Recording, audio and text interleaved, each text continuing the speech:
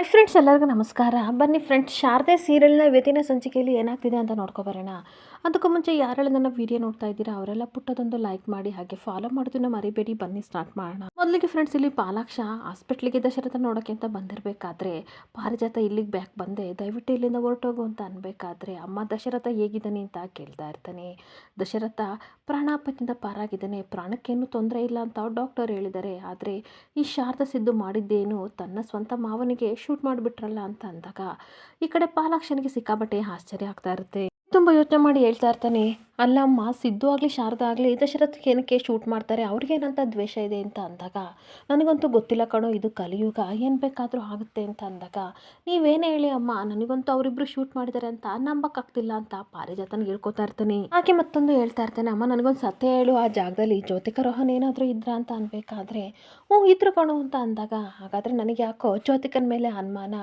ಎಲ್ಲಾದ್ರೂ ಕೈವಾಡ ಹಿಂದೆ ಜ್ಯೋತಿಕಾ ಏನಕ್ಕಮ್ಮ ಇರಬಾರ್ದು ಅಂತ ಅಂದಾಗ ಈ ಕಡೆ ಪಾರಿಜಾತನಿಗೆ ಸಿಕ್ಕಾಬಟ್ಟೆ ಶಾಕ್ ಆಗ್ತಾ ಇರುತ್ತೆ. ಹಾಗೆ ತುಂಬ ಶಾಕ್ ಆಗಿ ಪಾರಿಜಾತ, ಏನು ಹೇಳ್ತಾ ಇದೀಯಾ, ನಿನ್ನ ಮಗಳ ಮೇಲೆ ಅನುಮಾನ ಪಡ್ತಿದ್ಯಾ ಅಂತ ಅಂದಾಗ ಇದು ಜಸ್ಟ್ ಅನುಮಾನ,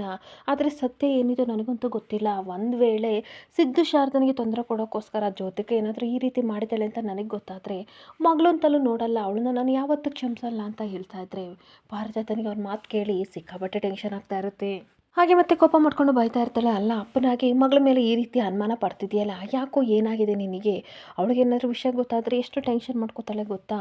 ಅಷ್ಟಕ್ಕೂ ಯಾರಿಗೋಸ್ಕರ ನಿನ್ನ ಮಗಳ ಮೇಲೆ ನೀನು ಅನುಮಾನ ಪಡ್ತಿದ್ಯಾ, ನಿನ್ನ ತಲೆಯಲ್ಲಿ ಬುದ್ಧಿನೂ ಇಲ್ಲ ಬುಡನೂ ಇಲ್ಲ ಅಂತ ಬೈತಿರ್ಬೇಕಾದ್ರೆ ಆಗಲ್ಲಮ್ಮ, ಅದು ಅಂತ ಅನ್ಬೇಕಾದ್ರೆ ಏನೂ ಇಲ್ಲ, ಇಲ್ಲಿಂದ ಹೊರಡು ಅಂದಾಗ ಸ್ವಲ್ಪ ಮಾತಾಡೋಕ್ಕೆ ಟೈಮ್ ಕೊಡಮ್ಮ ಅಂದಾಗ ಇಷ್ಟು ಹೊತ್ತು ಕೊಟ್ಟಿದ್ದೆ ಹೆಚ್ಚಾಗಿತ್ತು, ಇಲ್ಲಿಂದ ತೊಲಗು, ಯಾರಾದರೂ ಬಂದರೆ ಕಷ್ಟ ಆಗುತ್ತೆ ಅಂತ ಪಾಲಾಕ್ಷನ ದೂಕಿದ ತಕ್ಷಣ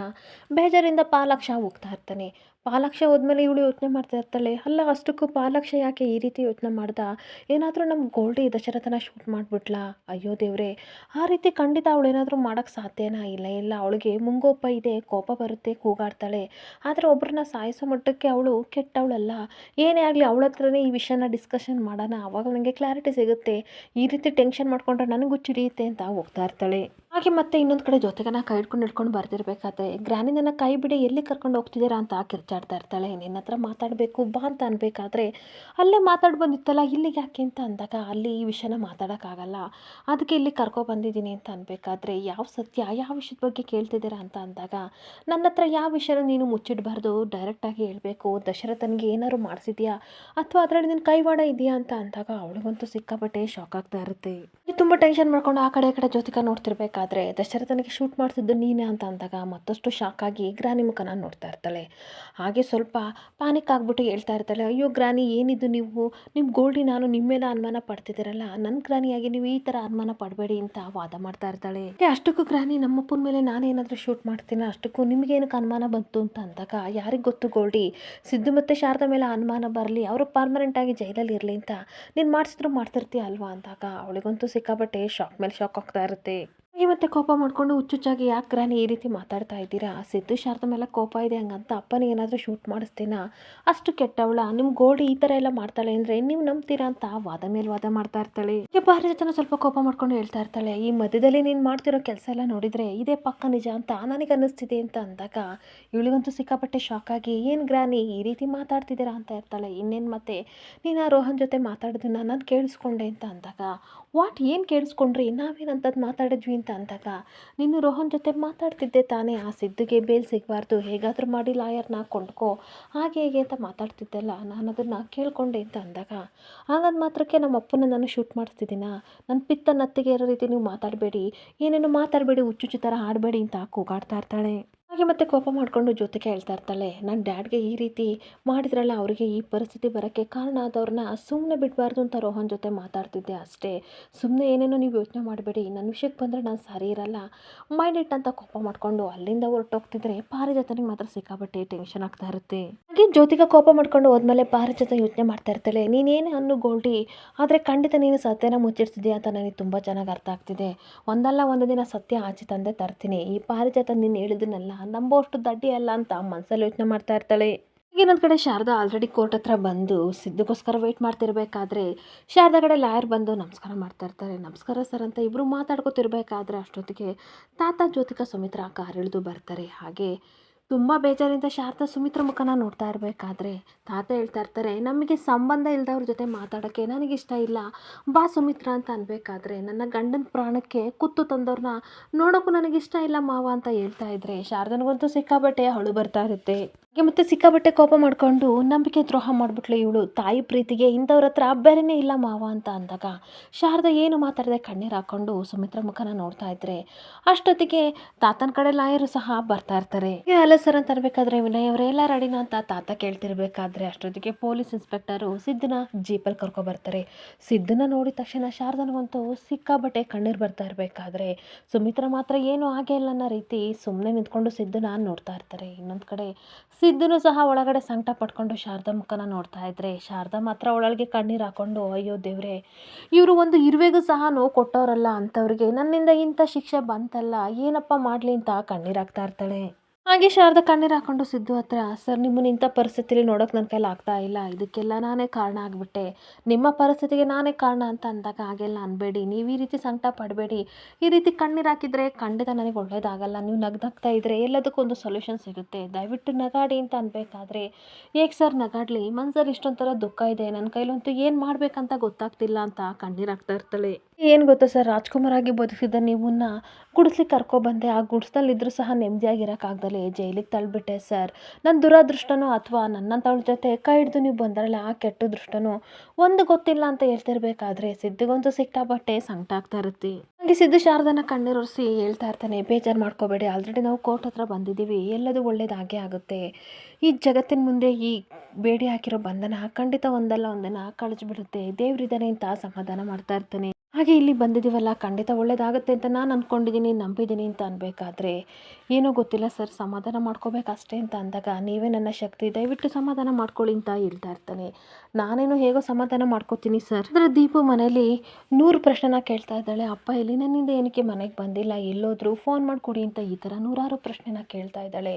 ಆ ಪುಟ್ಟ ಹೃದಯಕ್ಕೆ ಸತ್ಯ ಗೊತ್ತಾದರೆ ಎಷ್ಟು ಶಾಕ್ ಆಗುತ್ತೆ ಸರ್, ಹೃದಯನೇ ಒಡೆದೋಗುತ್ತೆ, ನಾನು ಏನು ಮಾಡಲಿ ಅಂತ ಅನ್ಬೇಕಾದ್ರೆ ದಯವಿಟ್ಟು ಈ ವಿಷಯನ ದೀಪು ಹತ್ರ ಹೇಳ್ಬೇಡಿ, ಅವಳು ನನ್ನನ್ನು ತಪ್ಪಾಗಿ ತಿಳ್ಕೊತಾಳೆ ಅಂತ ಅಂದಾಗ, ಇಲ್ಲ ಸರ್, ಅವಳು ಯಾವತ್ತೂ ನಿಮ್ಮನ್ನು ಆರೋಪಿ ಥರ ನೋಡಲ್ಲ, ನಿಜವಾಗ್ಲೂ ನೀವು ಇವಾಗ ಆರೋಪಿ ಅಷ್ಟೇ, ಯಾವುದೇ ಅಪರಾಧ ಮಾಡಿಲ್ಲ ಅಂತ ಮಾತಾಡ್ತಿರ್ಬೇಕಾದ್ರೆ ದೀಪು ಅಪ್ಪ ಅಂತ ಕೂಗಿದ ತಕ್ಷಣ ಇವರಿಬ್ರಿಗೂ ಸಿಕ್ಕಾಬಟ್ಟೆ ಶಾಕ್ ಆಗ್ತಾ ಇರುತ್ತೆ. ಹಾಗೆ ಶಾಕ್ ಆಗಿ ಸಿದ್ದು ಕೈಗಾಕಿರೋ ಬೇಡಿನ ಈ ಕಡೆ ಕೈ ಹಿಂದೆ ತಕ್ಕೊಂಡು ತನ್ನ ಮಗಳ ಮುಖನ ನೋಡ್ತಾ ಇರ್ತಾನೆ. ದೀಪು ಕಣ್ಣೀರು ಹಾಕೊಂಡು ಸಿದ್ದು ಹತ್ರ ಬರ್ತಾ ಇದ್ರೆ ಅದೇ ಸಮಯಕ್ಕೆ ರೋಹನ್ ಸಹ ದೀಪರನ್ನು ನೋಡಿ ಸಿಕ್ಕಾಪಟ್ಟೆ ಒಳಗೆ ನಗಾಡ್ತಾ ಇರ್ತಾನೆ. ದೀಪಕ್ ವಿಷಯ ಯಾವ ರೀತಿ ಗೊತ್ತಾಯಿತು ಅಂತ ಇವರಿಬ್ರು ಶಾಕ್ ಆಗಿ ದೀಪು ಮುಖ ನೋಡ್ತಾ ಇದ್ರೆ ಈ ಕಡೆ ದೀಪು ಮನೇಲಿ ಆಟ ಆಡ್ತಿರ್ಬೇಕಾದ್ರೆ ರೋಹನ್ ಹೋಗ್ಬಿಟ್ಟು, ನೀನು ಸಿದ್ಧಾರ್ಥ ಅವ್ರ ಮಗಳಲ್ವಾ ಅಂದಾಗ, ಹೌದು ಅಂತ ಅಂದಾಗ, ನಿಮ್ಮ ಅಪ್ಪ ಎಲ್ಲಿದ್ದಾರೆ ಗೊತ್ತಾ ಅಂತ ಅನ್ಬೇಕಾದ್ರೆ, ಅಪ್ಪ ಕೆಲಸದ ಮೇಲೆ ಮುಂಬೈಗೆ ಹೋಗಿದ್ದಾರೆ ಹಾಗಂತ ಅಮ್ಮ ಹೇಳಿದ್ರು ಅಂತ ಅಂದಾಗ, ಅಯ್ಯೋ ಪಾಪ ಕಂದ, ನಿಮ್ಮಪ್ಪ ಬೇರೆ ಏನೋ ಕೆಟ್ಟ ಕೆಲಸ ಮಾಡಿದ್ದಾರೆ, ಹಂಗಾಗಿ ಪೊಲೀಸ್ನವರು ಅರೆಸ್ಟ್ ಮಾಡ್ಕೊಂಡು ಹೋಗಿದ್ದಾರೆ, ಈ ವಿಷಯ ಹೇಳಿದರೆ ನೀನು ಸಿಕ್ಕಾಬಟ್ಟೆ ಅಳ್ತೀಯ ಅಂತ ನಿಮ್ಮಮ್ಮ ಸುಳ್ಳು ಹೇಳಿದ್ದಾರೆ ಅಂತ ಅಂದಾಗ ದೀಪುಗೆ ಸಿಕ್ಕಾಬಟ್ಟೆ ಶಾಕ್ ಆಗ್ತಾ ಇರುತ್ತೆ. ಇಲ್ಲ ಇಲ್ಲ, ನಮ್ಮಮ್ಮ ಯಾವತ್ತೂ ಸುಳ್ಳು ಹೇಳಲ್ಲ, ನಮ್ಮಪ್ಪ ಅಂಥ ಕೆಲಸ ಮಾಡಲ್ಲ ಅಂತ ಅಂದಾಗ ಅಪ್ಪನ್ನ ಮತ್ತೆ ಪೊಲೀಸರು ಅರೆಸ್ಟ್ ಮಾಡ್ಕೊಂಡು ಹೋಗ್ತಿರೋದನ್ನ ವಿಡಿಯೋ ತೋರಿಸಿದಾಗ, ಇವಾಗಲಾದರೂ ನಂಬ್ತೀಯಪ್ಪ, ನಿಮ್ಮಪ್ಪ ಕೆಟ್ಟವರು, ಏನೋ ಕೆಟ್ಟ ಕೆಲಸ ಮಾಡಿದ್ದಾರೆ, ಹಂಗಾಗಿ ಪೊಲೀಸ್ನವ್ರು ಕರ್ಕೊಂಡು ಹೋಗ್ತಿದ್ದಾರೆ, ಇವತ್ತು ಕೋರ್ಟಿಗೂ ಕರ್ಕೊಂಡು ಹೋಗ್ತಿದ್ದಾರೆ, ಈ ಕಡೆ ಜಡ್ಜ್ ಅಂಕಲ್ಲು ಲಾಯರ್ ಅಂಕಲ್ ಎಲ್ಲ ಮಾತಾಡಾದ್ಮೇಲೆ ಅವ್ರನ್ನ ಜೈಲಿಗೆ ಹಾಕಿದರೆ ಅಪ್ಪ ವಾಪಸ್ ಯಾವತ್ತೂ ಬರಲ್ಲ ಅಂತ ಅಂದಾಗ ದೀಪು ಸಿಕ್ಕಾಬಟ್ಟೆ ಕಣ್ಣೀರು ಹಾಕ್ತಿರ್ಬೇಕಾದ್ರೆ, ನೋಡೋಕ್ಕಂದ ಕಣ್ಣೀರು ಒರೆಸ್ಕೊ, ನಿಮ್ಮಪ್ಪನ ನೋಡಬೇಕು ತಾನೇ, ನಾನು ಅಲ್ಲಿ ಕರ್ಕೊಂಡು ಹೋಗ್ತೀನಿ ಅಂತ ದೀಪನ ಕರ್ಕೊಬರ್ತಾನೆ. ಈ ಕಡೆ ನಡೆದಿದ್ದ ಘಟನೆ ಎಲ್ಲ ರೋಹನ್ ನೆನ್ಪು ಮಾಡ್ಕೊಂಡು ಖುಷಿಯಿಂದ ಬರ್ತಾ ಇದ್ರೆ ದೀಪು ಮಾತ್ರ ಕಣ್ಣೀರು ಹಾಕೊಂಡು ತನ್ನ ಅಪ್ಪನ ಹತ್ರ ಬರ್ತಾಳೆ. ಅಪ್ಪನ ಕೈಲಿ ಬೇಡಿ ನೋಡಿದ ತಕ್ಷಣ ಸಿಕ್ಕಾಬಟ್ಟೆ ಕಣ್ಣೀರು ಹಾಕೊಂಡು, ಅಲ್ಲಪ್ಪ ಇದನ್ನೆಲ್ಲ ಕಳ್ರಿಗೆ ತಾನೇ ಹಾಕೋದು, ನಿಮಗೆ ಯಾಕಪ್ಪ ಹಾಕಿದ್ದಾರೆ, ಅಷ್ಟಕ್ಕೂ ನೀವು ಇದನ್ನು ಹಾಕೋಬಾರ್ದು ಅಂತ ಅಲ್ಲಲ್ಲಿ ಕಚ್ಚಿ ಕೀಳ್ತಿರ್ಬೇಕಾದ್ರೆ ಎಷ್ಟು ಟ್ರೈ ಮಾಡಿದ್ರೂ ಸಹ ಬೇಡಿ ಬರೋದೇ ಇಲ್ಲ. ದೀಪು ಸಿಕ್ಕಾಬಟ್ಟೆ ಕಣ್ಣೀರು ಹಾಕ್ತಿರ್ಬೇಕಾದ್ರೆ ಸಿದ್ದು ಸಿಕ್ಕಾಬಟ್ಟೆ ಕಣ್ಣೀರು ಹಾಕೊಂಡು ಯೋಚನೆ ಮಾಡ್ತಾ ಇರ್ತಾನೆ, ನನ್ನ ಪರಿಸ್ಥಿತಿನ ನಿನಗೆ ಯಾವ ರೀತಿ ಹೇಳ್ಲಿಕ್ಕೆ ಅಂದ, ಹೇಳಿದ್ರು ನಿನಗೆ ಅರ್ಥ ಆಗಲ್ವಲ್ಲ, ಏನು ಮಾಡಲಿ ಅಂತ ಅಂದ್ಬಿಟ್ಟು, ನೋಡು ಬಂಗಾರ, ಇದು ಬೇರೆ ಯಾರಿಗೂ ಹಾಕೋಕೆ ಹೋಗಿ ನನಗೆ ಹಾಕಿದ್ದಾರೆ, ಖಂಡಿತ ನಾನು ಯಾವ ಕೆಟ್ಟ ಕೆಲಸನೂ ಮಾಡಿಲ್ಲ, ನೀನು ಬೇಜಾರು ಮಾಡ್ಕೋಬೇಡ, ಇವಾಗ ಅಮ್ಮನ ಜೊತೆ ಹೋಗು, ನಾನು ಒಳಗಡೆ ಹೋಗಿ ಬರ್ತೀನಿ, ಆಮೇಲೆ ನಡೆದಿದ್ದ ಘಟನೆ ಎಲ್ಲ ನಿನಗೆ ಹೇಳ್ತೀನಿ ಅಂತ ಅನ್ಬೇಕಾದ್ರೆ, ಇಲ್ಲ ಅಪ್ಪ ಸುಳ್ಳು ಹೇಳ್ಬೇಡಿ ಪ್ಲೀಸ್, ಏನಾಯಿತು ಅಂತ ನನಗೆ ಸತ್ಯ ಹೇಳಿ ಅಂತ ಕೇಳ್ತಿರ್ಬೇಕಾದ್ರೆ ಅವಳು ಅಳೋದನ್ನ ನೋಡಿ ಸುಮಿತ್ರನು ಸಹ ಕಣ್ಣೀರು ಹಾಕ್ತಾ ಇರ್ತಾಳೆ. ಮತ್ತು ದೀಪು ಅಳ್ತಾ ಪೊಲೀಸ್ ಅಂಕಲ್ ಪ್ಲೀಸ್ ನಮ್ಮ ಅಪ್ಪನ ಬಿಟ್ಬಿಡಿ, ಅವರೇನು ತಪ್ಪು ಮಾಡಿಲ್ಲ, ಇದನ್ನೆಲ್ಲ ಕಳ್ರಿಗೆ ತಾನೇ ಬೇಡಿ ಹಾಕೋದು ಅಂತ ಅಂದಾಗ ಪೊಲೀಸ್ ಕಣ್ಣಲ್ಲೂ ಕಣ್ಣೀರು ಬರ್ತಿರ್ಬೇಕಾದ್ರೆ ಶಾರದಾ ಸಮಾಧಾನ ಮಾಡ್ಕೊಪುಟ್ಟ, ನಡೆದಿದ್ದ ವಿಷಯನೆಲ್ಲನೂ ನಾನು ನಿನ್ನ ಹತ್ರ ಹೇಳ್ತೀನಿ ಅಂತ ದೀಪನ ಹಗ್ ಮಾಡಿಕೊಂಡು ಸಮಾಧಾನ ಮಾಡ್ತಿರ್ಬೇಕಾದ್ರೆ ಸುಮಿತ್ರಾ ಕಣ್ಣೀರು ಹಾಕ್ಕೊಂಡು ಈ ಪುಟ್ಟ ಮಗು ಕಣ್ಣೀರನ್ನ ನನ್ನ ಕೈಲಿ ನೋಡೋಕ್ಕಾಗ್ತಿಲ್ಲ ಮಾವ, ಯಾರೋ ಮಾಡಿದ ತಪ್ಪಿಗೆ ಇನ್ಯಾರೋ ಶಿಕ್ಷೆ ಅಂತ ಅನ್ನೋ ಹಾಗೆ ಇವಳು ಸಿಕ್ಕಾಬಟ್ಟೆ ಕಣ್ಣೀರು ಹಾಕ್ತಿದ್ದಾಳೆ, ನನಗೆ ಸಿಕ್ಕಾಬಟ್ಟೆ ಸಂಕಟ ಆಗ್ತಿದೆ ಅಂತ ಅನ್ಬೇಕಾದ್ರೆ ಏನು ಮಾಡೋದು, ಈ ಪುಟ್ಟ ಮಗು ಮೇಲೆ ಪ್ರಭಾವ ಬೇರಿದೆ. ಆದರೆ ದೊಡ್ಡವರಾದ ಇವರು ಸರಿಯಾಗಿದ್ದರೆ ಮಗುಗೆ ಯಾಕೆ ಇಂಥ ಶಿಕ್ಷೆ ಕೊಡ್ತಿದ್ದ ಭಗವಂತ ಅನ್ಬೇಕಾದ್ರೆ ಹೌದು ಮಾವ, ನಾವು ಹಿಂದೆ ಸರಿಯೋಕ್ಕಾಗಲ್ಲ, ಇವರು ತಪ್ಪು ಮಾಡಿದ್ದಾರೆ ಅಂತ ಮಗುಗೆ ಗೊತ್ತಾಗಲೇಬೇಕು, ಆಗ ಅದು ಸಹ ಮುಂದೆ ಒಳ್ಳೆ ಬುದ್ಧಿ ಕಲಿತೈತೆ, ಇಲ್ಲ ಅಂತಂದರೆ ನಮ್ಮ ಅಪ್ಪನ ಹಿಂಗೆ ನಾವಿನ್ನು ಹೆಂಗೆ ಅನ್ನೋ ರೀತಿ ಕಲಿತವೆ, ನನ್ನ ಕೈಲಿದು ನೋಡೋಕ್ಕಾಗಲ್ಲ, ದೂರ ಹೋಗೋಣ ಅಂತ ಮಾತಾಡ್ಕೊತಾ ಇರ್ತಾಳೆ. ಹಾಗೆ ಮತ್ತೆ ದೀಪ ಕಣ್ಣೀರು ಆಗ್ತಿರ್ಬೇಕಾದ್ರೆ ಸಿದ್ಧ ಅವಳನ್ನ ಸಮಾಧಾನ ಮಾಡಿ, ನಿಮ್ಮ ಅಪ್ಪನ ಮೇಲೆ ನಿನಗೆ ತುಂಬ ನಂಬಿಕೆ ಇದೆ ಅಲ್ವಾ ಬಂಗಾರ, ಖಂಡಿತ ಏನೂ ಆಗಲ್ಲ, ಎಲ್ಲ ಒಳ್ಳೇದಾಗುತ್ತೆ, ಅಲ್ಲಿವರೆಗೂ ಅಮ್ಮನ ಹತ್ರ ಇರು ಅಂತ ಅಂದಾಗ ಶಾರದಾ ಹೌದು ಬಂಗಾರ, ಒಳಗಡೆ ಹೋಗಿ ಅಪ್ಪ ಬರ್ತಾರೆ, ನೀನು ಅಲ್ಲಿವರೆಗೂ ನನ್ನ ಜೊತೆ ಇರುವಂಥ ಸಮಾಧಾನ ಮಾಡ್ತಿದ್ರೆ ದೀಪು ಹಗ್ ಮಾಡಿಕೊಂಡು ಅಪ್ಪನ ಕೆನ್ನೆಗೆ ಮುತ್ತು ಕೊಡ್ತಾ ಇರ್ತಾಳೆ. ಇನ್ನೊಂದು ಕಡೆ ಇನ್ಸ್ಪೆಕ್ಟರು ಕೋರ್ಟ್ ಒಳಗಡೆ ಕರ್ಕೊಂಡು ಹೋಗ್ತಿರ್ಬೇಕಾದ್ರೆ ಮನೆಯವರೆಲ್ಲರೂ ಸಹ ಕೋರ್ಟ್ ಒಳಗಡೆ ಹೋಗ್ತಾ ಇದ್ರೆ ಸಿದ್ದನ್ ಮಾತ್ರ ಕಟ್ಕಟೆಯಲ್ಲಿ ನಿಲ್ಲಿಸ್ತಾ ಇರ್ತಾರೆ. ಹಾಗೆ ಸಿದ್ದು ಕಟ್ಕಟೆಯಲ್ಲಿ ಇರೋದನ್ನ ನೋಡಿ ಜ್ಯೋತಿಕನಿಗೆ ಸಿಕ್ಕಾಬಟ್ಟೆ ಖುಷಿಯಾಗಿ ರೋಹನ್ ಹತ್ರ ಹೇಳ್ತಾ ಇರ್ತಾಳೆ, ಅವಾಗ ನಿನ್ನ ತಲೆ ಸಹ ತುಂಬ ಚೆನ್ನಾಗಿ ವರ್ಕ್ ಮಾಡುತ್ತೆ, ತುಂಬ ಚೆನ್ನಾಗಿದೆ ಐಡಿಯಾ ಅಂತ ಅಂದಾಗ ಎಲ್ಲ ನಿಮ್ಮ ಸಹವಾಸ ಮಾಡಿದ್ಮೇಲೆ ಕರೀಲೇಬೇಕಲ್ವಾ ಅಂತ ರೋಹನ್ ಹೇಳ್ತಾ ಇರ್ತಾರೆ. ಸಿದ್ದು ಮಾತ್ರ ಬೇಜಾರಿಂದ ತನ್ನ ಹೆಂಡತಿ ಮತ್ತೆ ಮಗು ಮುಖನ ನೋಡ್ತಾ ಇರಬೇಕಾದ್ರೆ ಸುಮಿತ್ರಾ ನೋಡ್ತಾ ಇರ್ತಾಳೆ. ಏನು ಗೊತ್ತಾ ಮಾವ, ಸಿದ್ದನ ಈ ಥರ ಪರಿಸ್ಥಿತಿ ನೋಡೋಕ್ಕೆ ನನಗೆ ಸಂಕಟ ಆಗ್ತಿದೆ, ಆದರೆ ನಮ್ಮ ಮನೆಯವ್ರಿಗೆ ಏನಾದರೂ ಆಗಿದ್ರೆ ಇವನು ಪ್ರಾಣನ ತಂದುಕೊಡ್ತಿದ್ನ, ಎಷ್ಟು ಪ್ರೀತಿ ಇತ್ತು ಇನ್ಮೇಲೆ, ಆದರೆ ಖಂಡಿತ ನಾನು ಇವನಿಗೆ ಶಿಕ್ಷೆ ಆದರೆ ಬೇಜಾರು ಮಾಡ್ಕೊಳ್ಳಲ್ಲ ಅಂತ ಅಂದಾಗ ತಾತನೂ ಸಹ ತಪ್ಪು ಮಾಡಿದವ್ರಿಗೆ ಶಿಕ್ಷೆ ಆಗಲೇಬೇಕು, ನೀನು ತಲೆ ಕೆಡಿಸ್ಕೊಬೇಡ ಸುಮಿತ್ರಾ ಅಂತ ಹೇಳ್ತಾ ಇರ್ತಾರೆ. ಈಗ ಏನು ಬೇಕಾದರೂ ತರ್ಬೋದು, ಆದರೆ ಒಬ್ಬರು ಪ್ರಾಣ ಹೋದ್ರೆ ತರೋಕ್ಕಾಗಲ್ಲ, ನೀನು ತಲೆ ಕೆಡಿಸ್ಕೊಬೇಡ ಅಂತ ತಾತ ಸುಮಿತ್ರನ ಹತ್ರ ಹೇಳ್ತಿರ್ಬೇಕಾದ್ರೆ ಜಡ್ಜು ಕೇಸ್ ಪ್ರೊಸೀಡ್ ಅಂತ ಹೇಳ್ತಿರ್ಬೇಕಾದ್ರೆ ತಾತನ ಕಡೆ ಲಾಯರ್ ವಿನಯ್ ಅವರು ನಿಂತ್ಕೊಂಡು ವಾದ ಮಾಡ್ತಾ ಇರ್ತಾರೆ. ಇವರ ಆನರ್ ಇದು ಸಾಮಾನ್ಯ ಕೇಸ್ ಅಲ್ಲ, ಪ್ರೀ ಪ್ಲಾನ್ಡ್ ಮರ್ಡರ್ ಕೇಸ್ ಅಂತ ಹೇಳ್ತಾ ಇರಬೇಕಾದ್ರೆ ಶ್ರದ್ಧೆಗಂತೂ ಸಿಕ್ಕಾಬಟ್ಟೆ ಶಾಕ್ ಆಗ್ತಾ ಇರುತ್ತೆ. ಹಾಗೆ ಮತ್ತೆ ಲಾಯರ್ ವಿನಯ್ ಅವರು ಹೇಳ್ತಾ ಇರ್ತಾರೆ, ಆರೋಪಿಯಾಗಿರುವ ಸಿದ್ಧಾರ್ಥ ಅವ್ರ ಮನೆಯವನೇ ಆಗಿದ್ರು ಸಹ ಕೆಲವು ಕಾರಣಗಳಿಂದ ಸ್ವಲ್ಪ ದಿನಗಳ ಹಿಂದೆ ಮನೆಯಿಂದ ಆಚೆ ಇದ್ದ, ಉದ್ದೇಶಪೂರ್ವಕವಾಗಿ ಇವಾಗ ದಶರಥ ಅವ್ರನ್ನ ಮರ್ಡರ್ ಮಾಡಕ್ಕೆ ಬಂದಿದ್ದಾನೆ ಅಂತ ಅಂದಾಗ ಸಿದ್ಧಕ್ಕೆ ಸಿಕ್ಕಾಬಟ್ಟೆ ಶಾಕ್ ಆಗ್ತಿದ್ರೆ ಜ್ಯೋತಿಕಾ ಇದೆಲ್ಲ ನಿನಗೆ ಬೇಕಿತ್ತಾ ಸಿದ್ದು, ಪಾಪ ಅನ್ಯವಾಗಿ ನೀನು ಜೈಲ್ ಸೇರೋಂಗಾಯ್ತು ಅಂತ ಅಂದಾಗ ಈ ಕಡೆ ಅವನು ಸಹ ಯೋಚನೆ ಮಾಡ್ತಾ ಇರ್ತಾನೆ, ಇದೆಲ್ಲ ನಿನಗೆ ಬೇಕಿತ್ತಾ, ನಮ್ಮ ಪಾಡಿ ನಾವು ಹೇಗೋ ಇರೋಣ ಅಂತ ಅಂದ್ಕೊಂಡ್ರೆ ನೀನೇ ತಾನೇ ಬಂದಿದ್ದು, ಇದನ್ನೆಲ್ಲ ನೀನು ಅನುಭವಿಸ್ಬೇಕು, ಎಲ್ಲ ನಿನ್ನ ಹೆಂಡ್ತಿ ಮಹಿಮೆ ಅಂತ ಹೇಳ್ತಿರ್ಬೇಕಾದ್ರೆ ಕೇಸ್ ಪ್ರೊಸೀಡ್ ಅಂತ ಹೇಳ್ತಾ ಇದ್ರೆ ಸಿದ್ದು ಕೋಪ ಮಾಡ್ಕೊಂಡು, ನೋಡಿ ಇವರ ನಿಜವಾಗ್ಲೂ ಸಹ ನಾನು ಕೊಲೆ ಮಾಡಿಲ್ಲ, ಶಾರದವ್ರ ಕೈಲಿ ಗನ್ನಿತ್ತು ಅದನ್ನು ಕಿತ್ಕೊಳ್ಳೋಕ್ಕೆ ಅಂತ ಹೋದೆ, ಆದರೆ ಟ್ರಿಗರ್ ಮೇಲೆ ನಾನು ಬೆರಳೇ ಇಟ್ಟಿಲ್ಲ ಅಂತ ಅಂದಾಗ ಜ್ಯೋತಿಕನಿಗೆ ಸಿಕ್ಕಾಬಟ್ಟೆ ಶಾಕ್ ಆಗ್ತಾ ಇರುತ್ತೆ. ಇಲ್ಲಿಗೆ ಸಂಚಿಕೆ ಎಂಡ್ ಆಗ್ತಿದೆ. Thank you for the watching friends.